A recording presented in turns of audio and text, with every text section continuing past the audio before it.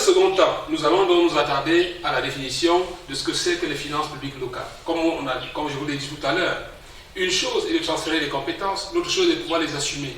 Pour les assumer, il y a un défi que toutes les collectivités territoriales africaines doivent pouvoir relever, c'est celui de la mobilisation des recettes. Nous savons très bien que moins de 5% des recettes centrales de l'État se retrouvent dans les territoires au niveau du continent africain pour la gestion des affaires publiques.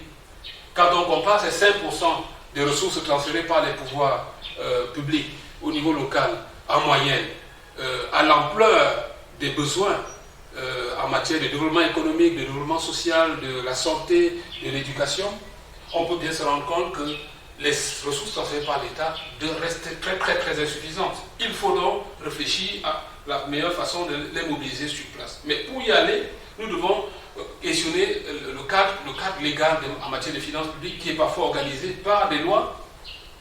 Il faut comprendre quelles sont les dispositions de ces lois-là. Nous devons comprendre aussi le cadre programmatique des finances publiques qui parfois se met en œuvre à travers un nombre de réformes visant soit la mobilisation des recettes, soit la sécurisation des recettes, soit l'assainissement des processus de marché public, soit le renforcement des capacités en matière de maîtrise d'ouvrage des acteurs qui sont impliqués dans la gestion des programmes de développement décentralisés, et j'en passe.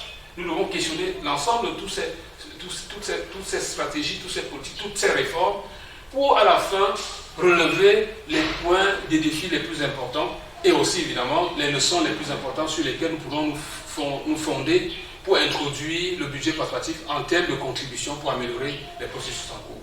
Je vous invite donc à vous investir vous-même dans ce module et à apporter le meilleur pour qu'à la sortie nous puissions avoir une meilleure compréhension du contexte de la décentralisation et des finances publiques qui appellent à l'introduction de l'idée du budget participatif. Je vous remercie.